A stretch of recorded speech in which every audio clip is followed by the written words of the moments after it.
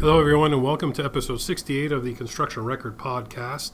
This is Vince Versace, National Managing Editor of the Daily Commercial News and Journal of Commerce, joining you today.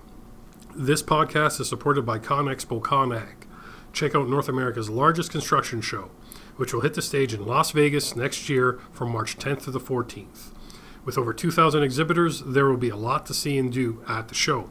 If you're interested in attending, you can save 40% on show admission when you register by January 17th.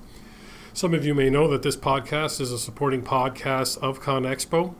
This is the first time we've been offered this opportunity, and we're honored and really looking forward to it. Warren Fry, digital media editor of the Journal of Commerce, and myself will be on the ground in Las Vegas next year covering the show. For as big as it is, we welcome the challenge of covering it and networking with you, the construction stakeholders that will be there. We hope to collect interesting construction stories and intelligence that we can report back to our readers and listeners and attendees of the show. Because we hope that whatever we can collect could provide that little nugget of knowledge that may change somebody's business opportunities in construction. Considering the small to medium-sized firms that make up the construction industry in North America, a show like ConExpo delivers the expertise and intel that will really help if it's a relevance to them. So we look forward to collecting those types of stories and information. One session in particular we're looking forward to covering is called How to Manage Rising Equipment and Rental Costs. This session is being put on by Greg Christensen. He's Vice President of National Accounts for United Rentals. And his session is going to cover, planning for your project needs when it looks to equipment and rental costs. And he has 6 themes that he's going to explore that he calls practical tips for managing costs. Those 6 themes are utilization, equipment, geographic footprint, scope and versatility, data collection, and working capital. So if you want to learn more about Greg's session, about ConExpo ConAg, or to register, just go to www.conexpoconag.com and you'll find all that relevant information there. We hope to see you at the show. If you're there, by all means, please say hello to us, because we're looking to meet as many people as we can while we're there in Vegas and learn about everything that we can at such a big show. Speaking of big shows and a supporting role by our publications and podcast, the Daily Commercial News, Journal of Commerce, and this podcast, the Construction Record, are going to be covering the Canadian Council for Public-Private Partnerships annual conference. This is the National P3 Conference that's being held November 18th to the 19th. Those of you that are familiar with our publications and how we interact with this show, we're the official sponsor and publisher of the P3 Daily Reporter. That is the conference's newspaper. There are 2 editions. On day 1, there's a print and online edition. And on day 2, there is strictly a PDF online edition of stories, which are a collection that we created from the first day of the conference. For the first day of the P3 Daily Reporter, we have information on the conference, on some of the speakers. We're also covering some of the topics that are relevant to P3s and P3s themselves. So keep an eye out for that on our websites. If you're at the show, look at the conference app. The P3 Daily Reporter will be in there. And as well, an actual print version of the P3 Daily Reporter will be available down at the show, and we hope you take the time to pick it up, read through it, and provide us some feedback. The show is really important when it comes to the discussion of P3s and their relevance in Canadian infrastructure building and the Canadian construction market in general. It draws a massive international audience, by far one of the biggest, if not the biggest, P3 conference that gets put on, with a whole slew of keynote speakers and experts from around the globe talking about public-private partnerships and their relevance. You'll hear from global leaders. You're going to hear experts on topical P3 issues. There are market sounding sessions, so you can learn more about what's happening in P3s in certain markets around Canada and the US. There's an international cafe, which will feature Canadian trade commissioners representing developing P3 markets. And overall, it's a great show just to network at and learn. If anything else, if you don't know about P3s and you're curious to get your company, your municipality, your association involved in P3s, this is the conference to attend. If you're here in Canada or from abroad and you can make the time to visit Toronto. If you want to learn more about the conference, you can go to www.p3-2019.ca That's the conference website. You could search P3 articles on our website, dcnonl.com or joconl.com. And if you're actually at the conference, remember your conference app will have the news that we're delivering and creating there at the show for you, as well as all the other relevant information that you need around keynote speakers, timing, and sessions. As I sign off on this segment of the podcast, the feature interview for today in this podcast is a recent interview that Angela Gismondi, our staff writer, had with Mark Romoff, who's head of the Canadian Council for Public-Private Partnerships here in Canada. Mark and Angela had a good discussion about what's ahead, not just at the conference, but also at the current P3 landscape. So I hope you enjoy it. You still have time to attend the show. Once again, it's November 18th to the 19th, and you can find all the information you need around registration at www.p3-2019.ca, or just visit our website and you'll learn a little bit more as well. With that, here we go to Angela's interview with Mark Romoff. Stay well, everyone. Thank you. I guess I'll just start with, what can people expect from this year's conference? That's a really good question, and I think you know that our event this year is our 27th annual conference, which in itself is quite an accomplishment. It's taking place at the Sheraton Hotel in downtown Toronto on November 18th and 19th. We've got a really great program lined up. We've got really some terrific speakers and panel sessions. What's interesting this year, as is often the case, is that we'll have people coming from all around the world, certainly a strong turnout from within Canada and the US, UK, Australia, but also from 20 other countries. So it's become quite the international gathering of infrastructure experts, both from governments and the private sector from, as I say, countries around the world. And the focus this year is very much on the sort of most timely and hottest topics that are confronting the industry, and that's reflected in the panelists and speakers that we've lined up for the event. If you have a look at the program, you'll see that on the opening morning, we've got a young serial entrepreneur who will be on stage, Mark Seeger, and he's a fascinating individual because he's developed an approach to urban transit which guarantees a profitable mass transit at $1 a ride, which I think for most governments is an unthinkable accomplishment. So his presentation will be provocative and thought-provoking for sure. And it's real because he's rolling out his program in Asia at the moment. So I think that'll really capture the attention of a lot of people at the event. And again, transit more generally is such an important sector right across Canada and further afield. You'd be aware that in Ontario in particular, in the recent budget, the government announced a program of urban transit projects valued at more than $28.5 billion. So they're really moving ahead with the program to ensure that they've got next generation transportation in place to meet the growing needs of urban centers around the province. So that's really quite interesting. And we're also going to have a session on innovative financing for major transportation projects.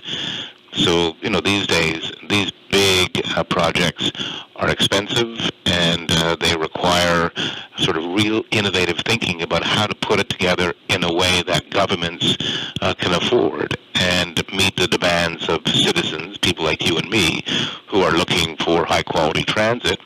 So we'll have a panel on the second afternoon of the conference where we have the head of the Canada Infrastructure Bank, along with the representatives from CCPPPP, which is the Canadian Pension Plan Investment Board, folks from the European Bank for Reconstruction and Development, and a representative from Transurban, which is one of the biggest players in the world engaged in toll highways.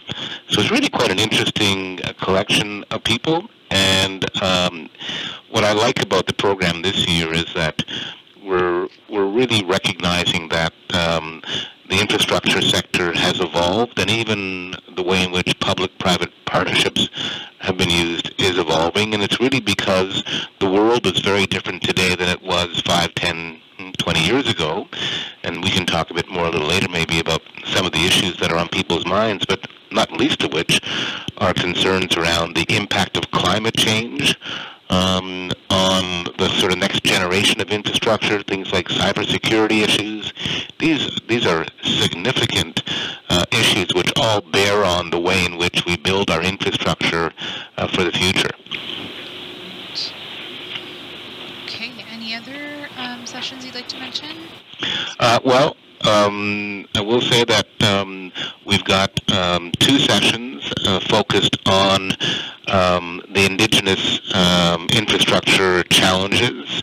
So one of them will focus in on the work of a group called the First Nations Major Projects Coalition and their partners. They've brought 50 First Nations communities together, and they're focusing in on how can they work together to bring major infrastructure projects that are of direct relevance to the needs of First Nations communities successfully to market.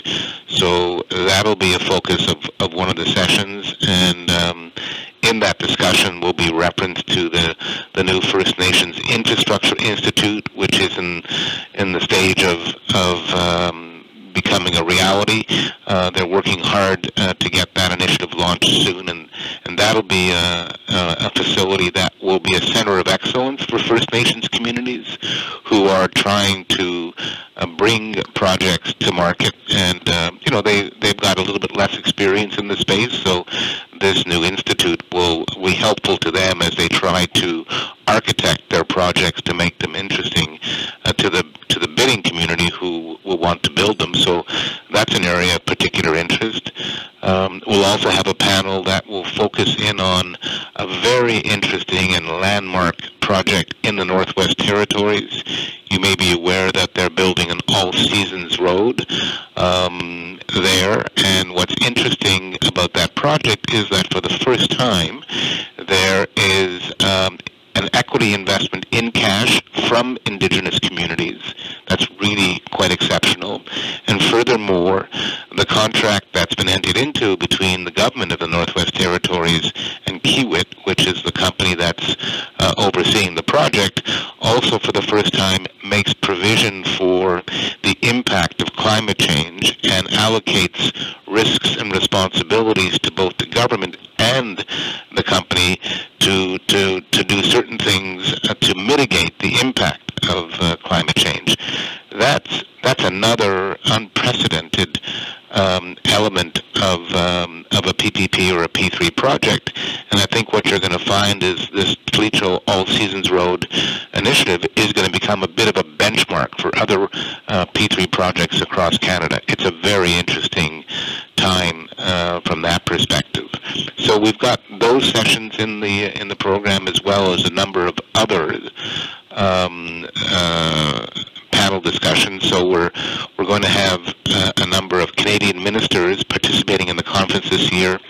We'll have a discussion which involves the ministers of infrastructure from Ontario, Alberta, and Nova Scotia, talking about their programs and lessons learned and how they can share experiences.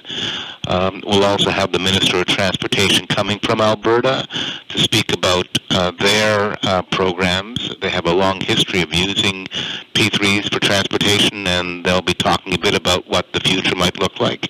And of course, we're especially excited by the fact that the Premier of Ontario, Premier Ford, will be delivering the keynote address on the second day of our conference.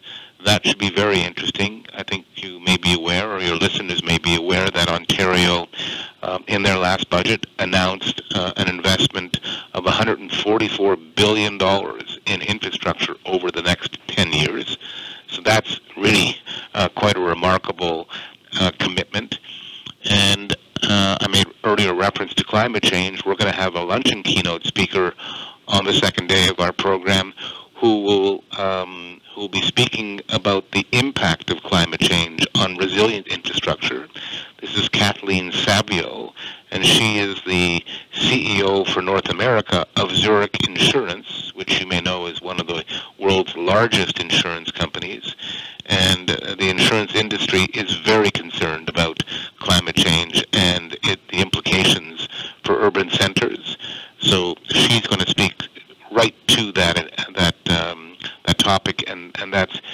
huge interest to the infrastructure community. So it's quite an interesting program because it brings so many different perspectives to the world of infrastructure. And the other one, too, which is worth mentioning, is that we're going to have a session on the first morning which will focus on the skilled trades shortage. So there's a real concern that there are so many projects coming to market, but that there is a shortage of available skilled trades to work on these projects. So we'll have a panel session discussing exactly that issue, and that will feature John Beck, who's the executive chairman of ACON, a leading player in the infrastructure sector in Canada and abroad. Joseph Mancinelli, who you may know, leads LIUNA, Labour's International, here in Canada. He'll be on that panel. So again, it's a session that's addressing an issue of real concern to the industry, and so that's what makes this year's event, I think, so relevant for people who will be coming, because it's more than just talking about all the accomplishments of P3s. It's as much about what's the next generation look like, what are the big challenges that countries, Canada and others, are having to confront in order to get infrastructure built faster, cheaper, better. And it's going to become, again, it's a meeting place for decision makers from around the world. So it's both an event with tremendous content, but also that's the very best networking. You may be aware that every schmoozing opportunity, if you like, for the council in government and industry in an awards program which recognizes innovation and excellence in public-private partnerships.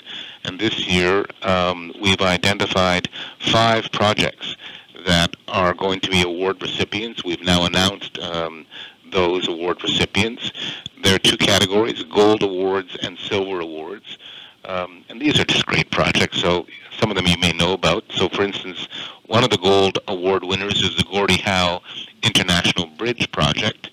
And this is the first and at the moment only binational P3 project. So, as you may know, it's a new bridge being built at the Windsor-Detroit crossing, and it's been named the Gordie Howe Bridge, of course, because that great Gordie Howe, he's Canadian for sure, but of course he spent most of his life playing for the Detroit Red Wings, so that's really aptly named, and that's a great project.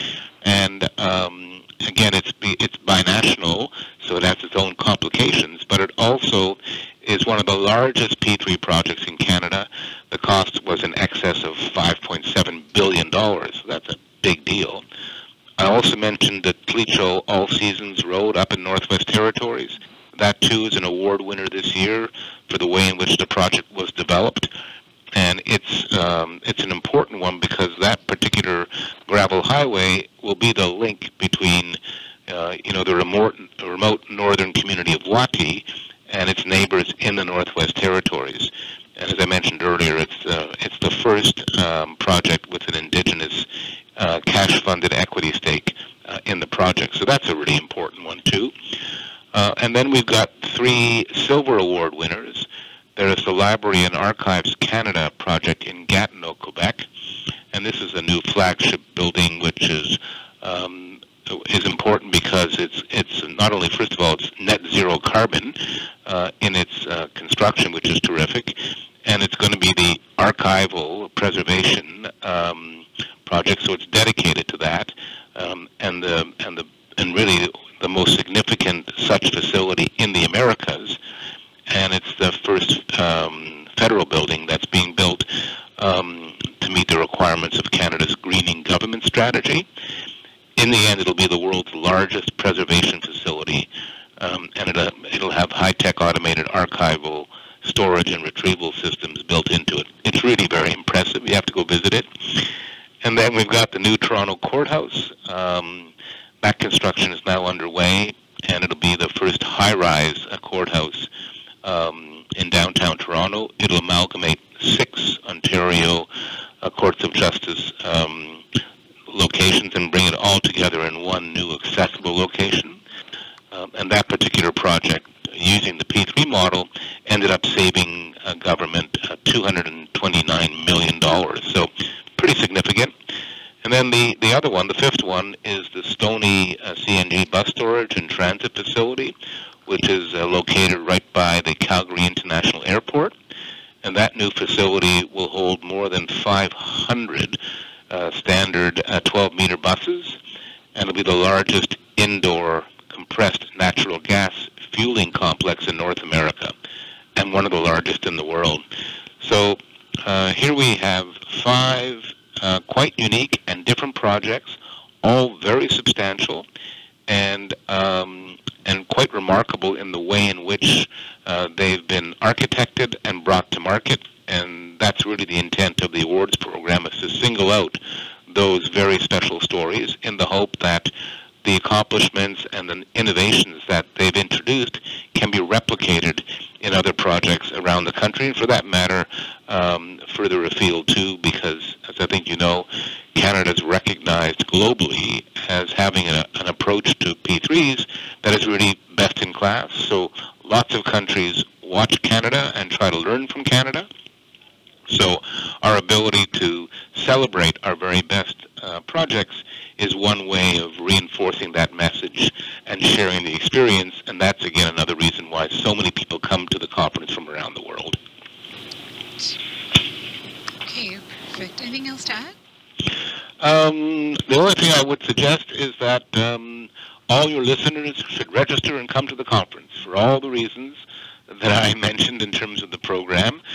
But it truly is the best place to network in this sector, and to hear firsthand from the leaders and decision makers around the world when it comes to infrastructure. And nothing beats, the face-to-face discussions that take place around what are the very biggest issues. So it's easy sometimes to read about it or to watch things on video or whatever, but the ability to actually be, right up front with folks who are both facing the challenges or celebrating their accomplishments is really the unique feature that our conference allows. And we also have a lot of fun, right? You may know we've got a first night reception, which is always exciting. We get more than 900 people that come to that reception. It'll be no different this year. You should be there. And so in the end, it's all happening on November 18th and 19th in Toronto. And so I would encourage your listeners to please register, and they can do that by going to the Canadian Council for Public-Private Partnerships website, because registration obviously is open, and the program is on our website.